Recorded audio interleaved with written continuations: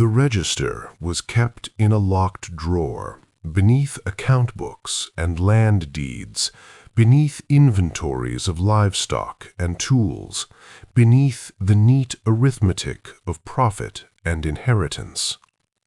Its cover was plain calfskin, rubbed smooth by years of handling, the edges darkened where fingers had turned it in candlelight. No title was written on its face. It did not announce itself as a record of lives. It did not need to. Inside, names were arranged with the same calm precision as acreage and yield. Births, deaths, marriages, removals, all rendered in a steady hand that betrayed neither haste nor doubt. In the early years, the register grew slowly. A child born during harvest season, noted between tallies of corn and tobacco. A woman listed as transferred from one household to another, her name crossed lightly, rewritten below. An infant who survived only 3 weeks, marked with a small, efficient line. The ink never trembled. The hand that wrote it had been trained to keep order, to make the world legible to power. What distinguished this register from others was not what it contained, but what it quietly ceased to contain. At first, the omissions were subtle. A daughter's surname altered without explanation, a birth date adjusted by several months, a child entered under a different mother's name, one more acceptable, one more useful. No marginal notes clarified the change. The book did not argue. It simply replaced. The household that kept the register prided itself on continuity. Its patriarchs spoke of lineage with reverence, of bloodlines preserved through discipline and restraint. Their estate, built on enslaved labor and inherited advantage, was described as orderly, even benevolent. Visitors remarked on the cleanliness of the quarters, the efficiency of the fields, the apparent absence of unrest. The register was part of that appearance. It offered a version of the family that was coherent, respectable, and uninterrupted. But the register was not merely a reflection of the household's values. It was an instrument. It decided who belonged and who did not. It decided which children could claim protection, education, and inheritance, and which would be rendered invisible before they could speak. In a society where legal identity was tethered to paper, the register held authority that exceeded memory. It could erase a person without violence, without witnesses, without noise. The first generation to be altered did not understand what was happening. They were born into the margins of legitimacy, their existence acknowledged in whispers and glances, in favors granted and withheld. A son whose skin tone invited questions, whose features echoed the master's more than the overseer's. A daughter raised in the house until adolescence, then quietly relocated, her absence explained as necessity. Their names appeared briefly in the register, then disappeared, replaced by more convenient entries. Those who noticed the changes rarely spoke of them. To question the register was to question the authority that sustained the household's power. Clerks copied its contents into county records without comment. Ministers consulted it when recording marriages and baptisms, trusting its order. Judges accepted it as evidence in disputes. The book's silence was contagious. It taught others how to look away. By the time the second generation was born, the erasure became systematic. Children who carried the physical traces of forbidden unions were assigned new origins at birth. Their mothers' names were altered or omitted. In some cases, entire births were excluded, the infants recorded elsewhere as property rather than kin. The register's neat columns accommodated these adjustments with ease. A line drawn through a name did not bleed. Ink absorbed into paper and dried. Inside the household, the consequences were intimate and enduring. Children grew up sensing that something about them was unspoken, unresolved. They learned early which rooms they could enter, which conversations ended when they approached. Affection was rationed carefully, distributed in ways that reinforced hierarchy. The register did not record these emotional economies, but it shaped them all the same. One woman, whose name would later be missing entirely, served as a bridge between worlds she was never allowed to claim. Born to an enslaved mother and a master whose paternity was never acknowledged, she was educated privately, taught to read and write, trained in the manners of the household. For years, her name appeared in the register under a modified spelling, her status ambiguous but protected. Then, following a dispute over inheritance, her entry vanished. In its place appeared a notation of sale, recorded elsewhere, linking her to a distant plantation. No explanation was offered. The register did not apologize. It simply revised. Her children, born after her removal, were recorded only as numbers. Their existence was acknowledged in inventories, not in genealogies. They belonged to the estate's productivity, not its history. The register maintained its purity by relegating them to other ledgers, other systems of accounting. 3 generations were thus divided across documents that would never be read together. The 3rd generation inherited not only this fragmentation, but its normalization. They grew up in a world where absence was ordinary, where questions about ancestry were met with deflection or discipline. Some sensed that their family tree had been pruned, its branches cut deliberately close to the trunk. Others accepted the register's version of events, unaware of what was removed. Outside the household, the register's authority remained unchallenged. When emancipation altered the legal landscape, former enslaved individuals sought documentation to establish identity, kinship, and claims. Many approached county offices with fragments of memory, hoping to reconstruct what had been denied. The register, consulted by clerks and officials, offered little assistance. Its silence now carried new weight. Without names, without recorded relationships, petitions failed. In this way, the register's power extended beyond the era it produced. It shaped who could claim reparations, who could trace lineage, who could be recognized as having suffered specific harms.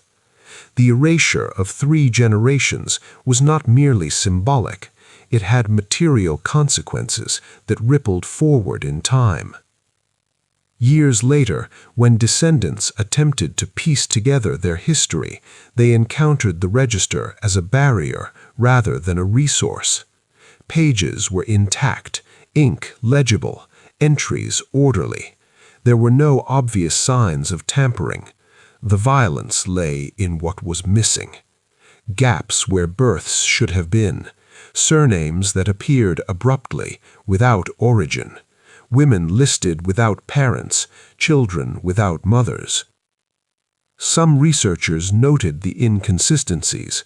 A child recorded as born to a woman who would have been too young, a marriage predating the recorded birth of one spouse.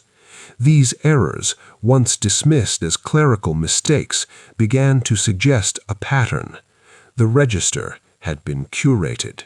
Its truth had been managed. The moral horror of the register does not reside in any single act, but in its cumulative effect. Each small alteration was defensible in isolation: a corrected date, a clarified relationship, a necessary omission. Together, they constituted a deliberate strategy of disappearance. Lives were not destroyed, but unacknowledged. Their suffering was not denied outright, but rendered irrelevant. Those who maintained the register understood this power intuitively. They recognized that control over narrative was as effective as control over bodies. By deciding who was remembered and how, they extended their authority into the realm of memory itself. The register became a moral architecture, shaping how future generations would understand the past. The final entries were made long after the original authors were gone. New hands continued the tradition, inheriting both the book and its silences. Even as laws changed and social norms shifted, the register's structure remained intact. It did not adapt to justice; it preserved continuity. Eventually, the drawer was unlocked for the last time. The estate dissolved, its lands divided, its papers archived. The register entered a new context, catalogued among other documents, stripped of its immediate authority. Yet its influence persisted. Researchers approached it with reverence, aware of its age, its apparent The silence surrounding the register did not originate in ignorance alone. It was cultivated through habit, reinforced by reward, and protected by fear. Those who benefited from its version of events learned early that stability depended on not looking too closely. The book offered a clean lineage, and in return it demanded obedience. To challenge it was to risk unraveling more than history. It threatened property, reputation, and the moral scaffolding upon which the household had been built. Within the surrounding community, the register's authority shaped social boundaries. Invitations, apprenticeships, marriages, and loans were all influenced by one's placement within its pages. A name properly recorded conferred legitimacy. An absence invited suspicion. People learned to measure one another against a genealogy they did not control. The register became a quiet arbiter of worth. For those whose lives had been divided across ledgers, this hierarchy was felt as a constant pressure. They moved through the same landscape as their documented relatives, worked the same soil, breathed the same air, yet remained officially unrelated. Their proximity was a reminder of what had been denied. Family gatherings passed within sight, but out of reach. Graves bore names that could not be claimed. Memory existed without recognition. Some attempted to resist this erasure through private means. Oral histories were preserved within families, whispered from elders to children, repeated with care. These stories filled the gaps left by the register, but they lacked the authority of ink and seal. When confronted with official records, spoken memory was dismissed as unreliable, emotional, biased. The register's version prevailed, not because it was more accurate, but because it was sanctioned. The psychological toll of this discrepancy was profound.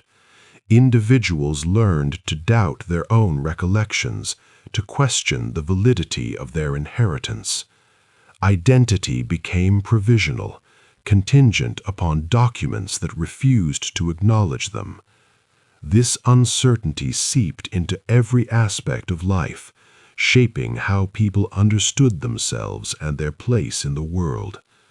The register's silence echoed internally, teaching self-erasure as a survival strategy. As decades passed, the material conditions that had necessitated the register's deceptions began to fade. Slavery ended, laws shifted, new forms of exploitation replaced old ones. Yet the register remained unchanged, its omissions preserved as artifacts of an earlier moral order. The families who had relied on its authority continued to do so, now citing tradition rather than necessity. The book's history became a justification for its continued relevance. In the early 20th century, a legal dispute brought the register briefly into public view. A descendant challenged a land claim, arguing that the recorded lineage was incomplete. Testimony revealed inconsistencies, unexplained absences, and conflicting dates. For a moment, the possibility of exposure loomed, but the court deferred to the register's age and apparent coherence. Its authority, established through long use, outweighed the claims of those it had excluded.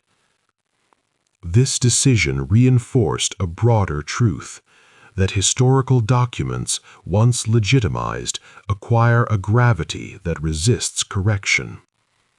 The register's omissions were no longer seen as deliberate acts, but as immutable facts. The past, as recorded, became the past as accepted. The erased were consigned not only to obscurity, but to disbelief. In private, some descendants of the register's authors grappled with unease. They encountered physical resemblances, inherited traits that contradicted the written record. Family lore hinted at connections that could not be traced on paper. These contradictions produced a quiet dissonance. To acknowledge them openly would require confronting the register's role in sustaining injustice. Most chose silence. Archives expanded, methodologies evolved, and historians began to approach such documents with greater skepticism. Marginal notes, ink variations, and patterns of omission were scrutinized. In the register, these details told a story of revision. Names removed without explanation. Relationships altered to align with social norms.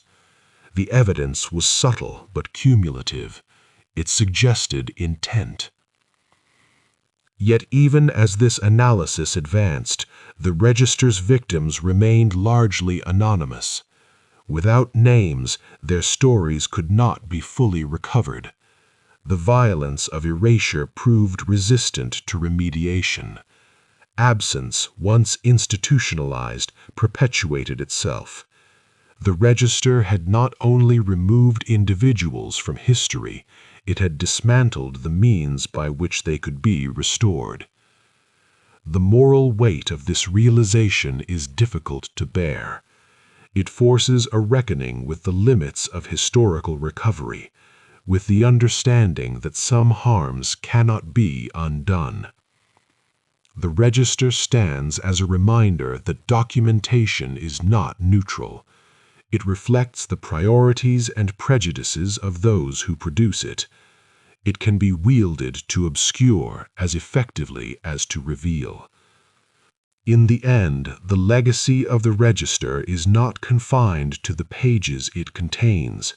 It lives on in the fractured identities of descendants, in the unresolved questions that haunt family histories, in the persistent inequalities rooted in past exclusions. Its calm, orderly surface conceals a legacy of cruelty enacted through omission rather than force. To confront the register is to confront a broader pattern of historical silence. It challenges the assumption that what is recorded is what mattered. It invites a deeper inquiry into whose lives were deemed worthy of preservation and whose were sacrificed to maintain an illusion of order. The register does not answer these questions. It merely poses them, quietly, insistently. As the pages age and the ink fades, the omissions remain stark. 3 generations lost not to catastrophe, but to choice. Their absence is a testament to the power of bureaucratic violence, to the ways in which systems can erase without bloodshed. The register endures, a silent witness to a history that refuses to speak, yet demands to be heard. The register's quiet authority extended into the rituals of remembrance. Funerals were conducted according to names sanctioned by its pages. Stones were carved with dates drawn from its entries. Entire lives were compressed into inscriptions that reflected not experience, but approval. Those excluded from the register were buried without markers or recorded under borrowed names, their deaths acknowledged only within communities already accustomed to silence. Mourning itself became stratified, regulated by documentation. In the years that followed, memory fractured along predictable lines. Families with uninterrupted entries cultivated narratives of endurance and respectability. Their stories were told at gatherings, preserved in letters, repeated to children as proof of belonging. For those whose histories had been severed, memory took on a different texture. It was provisional, defensive, shaped by loss. Stories were told with caution, hedged with uncertainty, aware that they lacked official confirmation. This imbalance shaped relationships between neighbors who shared geography but not recognition. Trust was uneven. Resentment, often unnamed, lingered beneath politeness. The register had not merely erased individuals, it had reorganized social reality. It taught people how to see one another, how to weigh credibility, how to assign value. Its influence was subtle but pervasive, woven into the fabric of everyday life. Occasionally, fragments of the erased history surfaced unexpectedly. A letter discovered in an attic addressing a recipient whose name did not appear in any official genealogy. A photograph depicting a family grouping that contradicted recorded relationships. These artifacts raised questions that could not be easily dismissed. Yet, without corroboration from the register, they remained anomalies, curiosities rather than evidence. The burden of proof rested on those already marginalized. Scholars who attempted to reconstruct these lost lineages faced structural obstacles. Archival systems mirrored the biases of the documents they housed. Search tools prioritized recorded names, legitimate relationships, recognized events. Absence did not index well. The register's omissions thus shaped not only the past, but the practice of historical inquiry itself. What could not be found was often assumed not to exist. This dynamic reinforced a broader moral complacency. The suffering embedded in the register's pages, or rather between them, was rendered abstract. It became a matter of academic debate rather than lived consequence. Discussions of erasure focused on methodology, on gaps in data, rather than on the human cost of those gaps. The register's calm surface continued to anesthetize. For descendants of the erased, the consequences were ongoing. Access to education, employment, and social mobility had long been influenced by documented lineage. Even as overt discrimination waned, its legacy persisted through inherited disadvantage. The register's exclusions had shaped who could accumulate resources, who could claim connections, who could navigate institutions with confidence. History's omissions became present realities. In private moments, some descendants attempted to reclaim what had been lost through acts of naming. Children were given ancestral names remembered through oral tradition, even if those names appeared nowhere in official records. These gestures were small but significant. They asserted continuity in defiance of erasure. Yet they also underscored the fragility of memory when unsupported by documentation. The register, meanwhile, remained unchanged. Its pages yellowed, its binding weakened, but its content endured. Archivists preserved it as a valuable artifact, noting its age and provenance. Few annotations addressed its role in systemic harm. Preservation prioritized condition over context. The book was stabilized, conserved, protected from decay, while the lives it had obscured remained unresolved.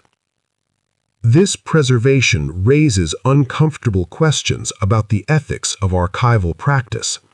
To what extent does safeguarding a document also safeguard its distortions?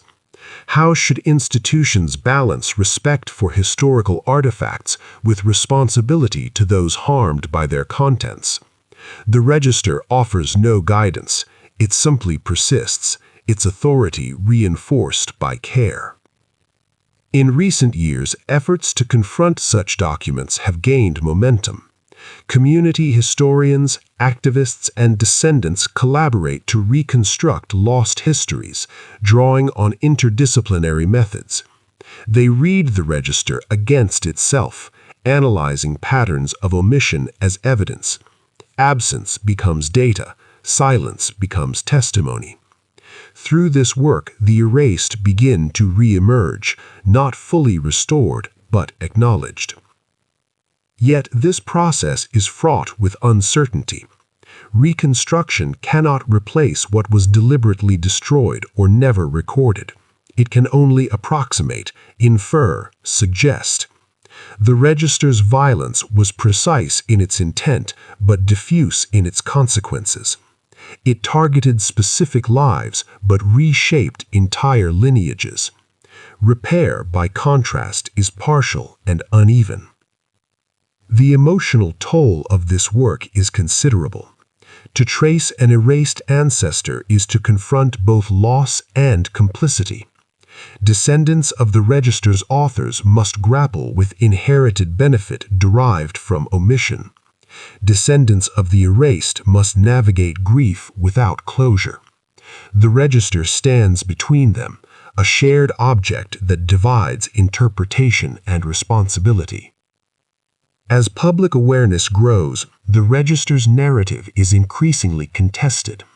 Exhibits contextualize its contents, lectures interrogate its authority, publications expose its omissions, yet the book itself remains unchanged.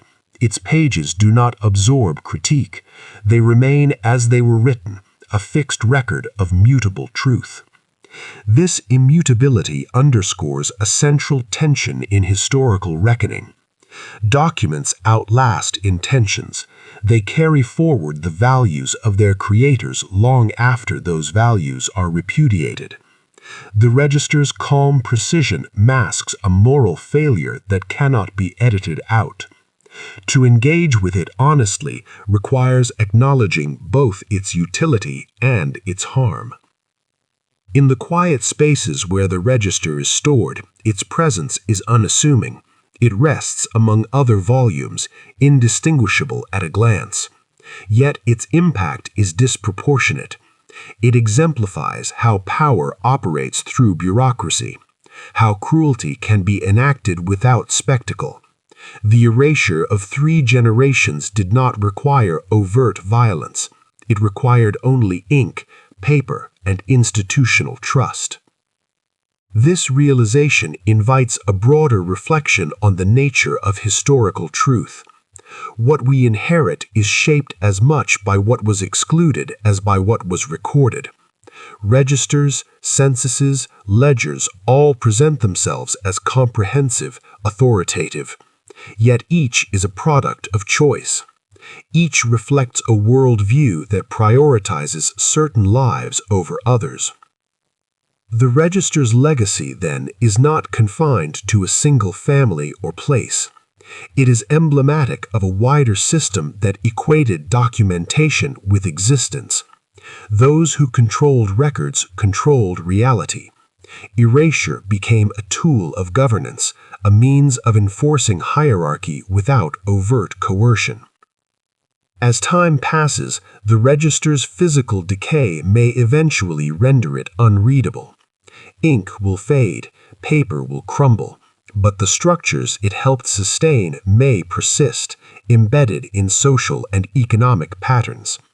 The challenge lies in recognizing these legacies and addressing them without the false comfort of complete resolution. The register does not offer redemption. It offers a mirror. In its pages, we see how easily systems can normalize harm, how silence can be institutionalized, how absence can be engineered. To confront it is to confront the limits of documentation and the responsibilities of memory. The story it tells is incomplete by design. Its omissions are its most revealing feature. 3 generations were erased not by accident but by intent. Their absence demands acknowledgement, even if it cannot be fully repaired. The register remains, a quiet testament to the enduring power of recorded silence. Time did not soften the register's authority so much as redistribute it. What had once governed daily life came to govern interpretation. Scholars debated its reliability, descendants contested its implications, institutions framed it as a window into a vanished world. Yet the book itself remained unmoved by these shifting meanings. It had never claimed to be fair, it had only claimed to be official.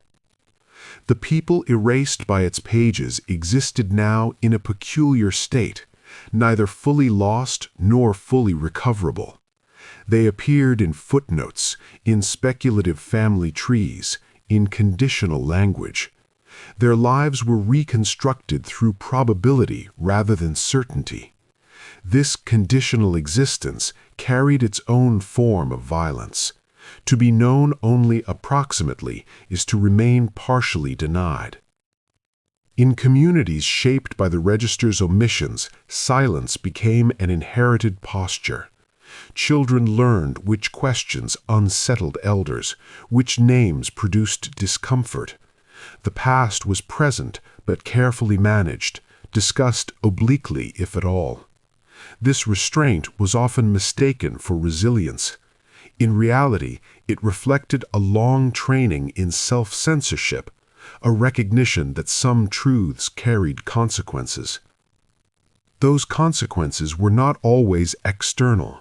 They manifested internally as fractured identity and persistent doubt. Without a documented lineage, individuals struggled to locate themselves within broader narratives of belonging. They were asked to explain who they were without the tools others took for granted. The register's erasure thus extended into the realm of self-understanding, shaping how people perceived their own legitimacy. Conversely, those whose names were securely inscribed inherited a sense of inevitability. Their place in the world appeared confirmed by ink and paper. This confirmation insulated them from certain questions. It allowed them to view history as something that happened rather than something that was arranged. The register conferred not only identity but innocence. This asymmetry complicated efforts at reconciliation. When confronted with evidence of omission, some responded defensively, citing the standards of the time, the limitations of record-keeping. Others expressed genuine remorse but struggled to translate it into action. The register's authority had normalized its distortions so thoroughly that challenging them felt like an affront to order itself. In academic contexts, the register became a case study, an example of archival bias. It was analyzed for what it revealed about race, class, and power. Charts were drawn, maps mapped, conclusions published. Yet this abstraction risked repeating the original harm. The erased were discussed as phenomena rather than people, their suffering contextualized rather than confronted. Outside these analyses, life continued. Descendants navigated the present with histories that remained unsettled. Some pursued legal recognition, seeking amendments to records, acknowledgments of lineage. These efforts met with limited success. Bureaucracies, like the Register, favored stability over correction. The past, once codified, resisted alteration. Others turned to creative expression, using literature, art, and oral history to articulate what documents could not.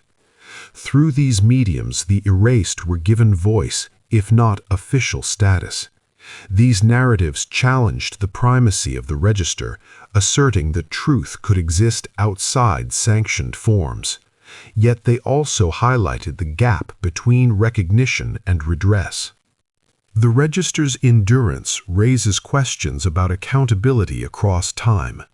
Those who authored its omissions are long dead. The systems that validated it have evolved but not disappeared. Responsibility diffuses as it moves forward, becoming harder to assign. This diffusion can feel like absolution, but it is not the same as justice. In some instances, institutions have attempted to address these legacies through acknowledgement statements, plaques, or revised catalogs. The Register is now sometimes accompanied by interpretive notes, disclaimers that gesture toward its incompleteness. These additions are well-intentioned, but they do not alter the original text. They frame it rather than transform it. The Register itself remains untouched, preserved in its original form. This preservation is often justified as fidelity to history. Altering the document, it is argued, would compromise its integrity. Yet this stance overlooks a deeper truth. The Register's integrity was compromised at its creation. Its omissions were not incidental flaws, but foundational features. To leave it unchanged is to perpetuate its authority, even as we critique it. The tension between preservation and intervention remains unresolved. It reflects a broader discomfort with confronting the material evidence of injustice. Documents are easier to critique in theory than to alter in practice. For those whose ancestors were erased, this unresolved tension is lived rather than abstract. It shapes how they encounter institutions, how they are received when they speak. The Register's silence echoes in moments of doubt, in the burden of proof they are expected to carry. Their claims are scrutinized more closely, their narratives questioned more readily. This dynamic underscores the enduring power of documentation to define reality. Even as societies proclaim commitments to equity and inclusion, they continue to rely on records forged in inequity. The Register is not an anomaly. It is a reminder of how deeply such records are embedded in modern structures. The moral challenge it presents is not simply to acknowledge past wrongs, but to reconsider the weight we grant to historical documents, to ask not only what they tell us, but what they were designed to conceal, to recognize that silence can be as intentional as speech. As the Register ages, its physical presence may diminish, but its conceptual influence persists. It has shaped narratives, identities, and institutions in ways that cannot be fully traced. Its omissions have become part of the historical landscape, influencing outcomes long after their original context has faded. In confronting the Register, we are confronted with the limits of recovery. Some histories cannot be fully restored. Some harms cannot be undone. Acknowledgement does not equate to resolution. Memory does not guarantee justice. These truths are uncomfortable but necessary. The register's story is ultimately one of power exercised through restraint. No overt cruelty, no dramatic violence, just careful selection, disciplined omission, and institutional trust. 3 generations disappeared not in chains or flames, but in the quiet turning of pages. What remains is a record that demands a different kind of reading, one that attends to absence as much as presence, one that listens for what is not said. In doing so, we honor those who were erased, not by restoring them fully to the page, but by refusing to accept silence as neutrality. The register will never speak. It will never admit its choices. It will never reveal the full extent of what it concealed. But in the space between its lines, a different history persists, fragmented, uncertain, but real. Engaging with that history requires patience, humility, and a willingness to sit with unresolved truths. The erasure of 3 generations cannot be corrected by annotation or apology alone. It demands an ongoing reckoning with how history is made, recorded, and trusted. The register stands as both evidence and warning that what is written endures, and what is omitted can shape the world just as powerfully. The register's final power lay in its ordinariness. It was never hidden as a weapon. It was filed, catalogued, cited. Its violence was administrative, enacted through routine gestures, repeated over years until they became invisible. Each time it was opened, its authority was reaffirmed. Each time it was trusted, its omissions hardened into fact. What distinguishes this kind of harm is its patience. It does not demand immediate obedience. It waits. It allows generations to pass, letting the absence it created become normal, even expected. Children inherit gaps without knowing their origin. They grow accustomed to missing branches on their family trees, to stories that trail off without resolution. The register teaches them that not all questions are meant to be answered. In this way, erasure becomes self-sustaining. Silence reproduces itself. Those raised within it may sense that something is wrong, but lack the language to articulate it. They learn to navigate around missing knowledge, to build identities on partial foundations. The register no longer needs to intervene. Its work is done. And yet the absence it produced is never complete. It leaves residues, contradictions that surface unexpectedly, moments when the official story fails to account for lived reality, a resemblance that cannot be explained, a shared surname that appears where it should not, a burial plot without records but with fresh flowers decades later. These moments disrupt the register's calm authority, if only briefly. Such disruptions are often dismissed as anomalies. Institutions prefer coherence. They smooth over inconsistencies rather than interrogate them.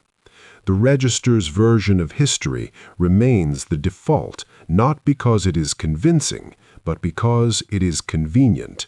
It offers closure where none exists. For those who insist on confronting these gaps, the process is isolating.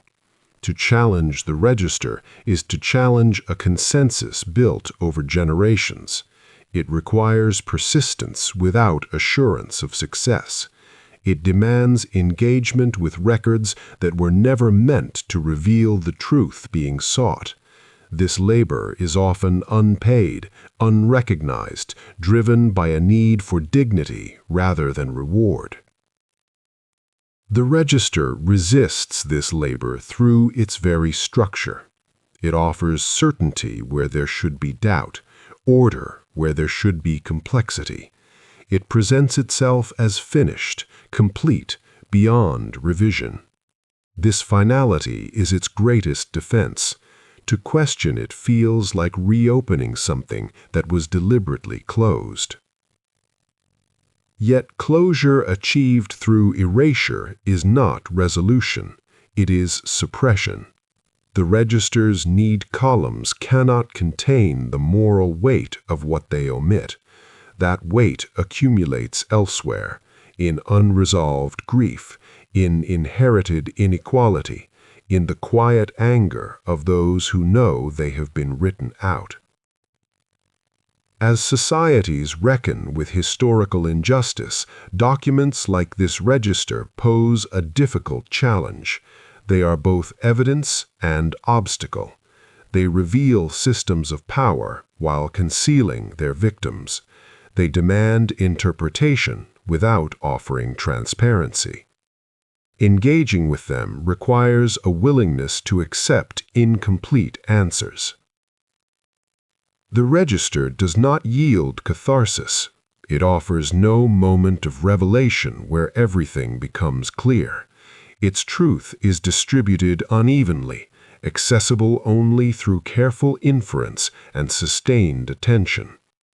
This lack of narrative satisfaction is itself instructive. It mirrors the experience of those whose lives it erased, unfinished, unresolved, denied coherence. In the end, the register stands not as a relic of a distant past, but as a reminder of how history is shaped. It shows that cruelty does not always announce itself. Sometimes it arrives quietly, under the guise of order. Sometimes it is bound in leather and filed away, waiting to be trusted. To sit with the register is to sit with discomfort, to acknowledge that what survives on paper is not synonymous with what mattered, that entire lives can be lost not through destruction but through omission, that power can operate most effectively when it leaves no visible wound. The pages remain, the names remain, and between them the silence persists, dense, deliberate, unresolved.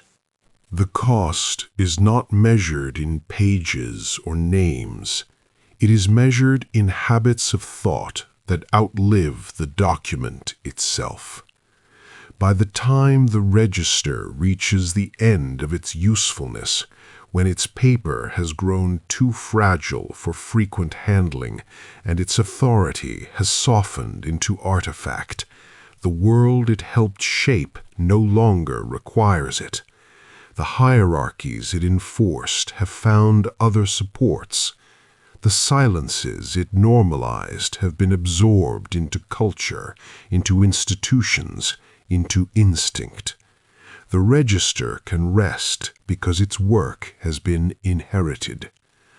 What remains is not a mystery to be solved, but a condition to be acknowledged.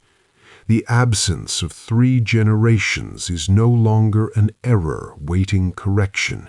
It is part of the structure through which history has been understood. To remove the register now would not restore what it removed. The damage has already been distributed. And yet something shifts when the register is no longer treated as neutral, when its calmness is recognized not as objectivity but as discipline, when its order is understood as a choice. In that shift, the document loses its final word. It becomes one voice among others, no longer able to silence by default. This does not redeem the past. It does not reconcile the erased with the recorded. It does not return names to the page. What it does is more restrained and perhaps more honest. It refuses to let absence be mistaken for insignificance. The register never recorded fear or longing, or the knowledge of being quietly displaced. It never captured the moment someone realized they would not be remembered as they were. It never noted the weight of being present in life and absent in history. Those experiences remain outside its reach. They persist instead in the moral residue left behind, in the discomfort that arises when certainty falters, in the recognition that history's smooth surfaces are often achieved by friction applied elsewhere, in the awareness that silence, once institutionalized, becomes difficult to distinguish from truth. The register does not need to be condemned aloud to be understood. Its lesson is quieter than that. It shows how easily cruelty can be made administrative, how thoroughly responsibility can be dispersed, how efficiently entire lives can be rendered untraceable without being denied outright. 3 generations were not forgotten. They were managed out of view. To sit with that knowledge is not to find closure. It is to accept that some reckonings do not end, that some injustices leave no clear boundary between past and present. The register stands as a reminder that what we inherit is shaped as much by what was removed as by what remains. When the book is closed, the silence does not end. It simply moves elsewhere, into interpretation, into memory, into the choices made by those who encounter it next. The register no longer commands, but it still asks something of the reader, not resolution.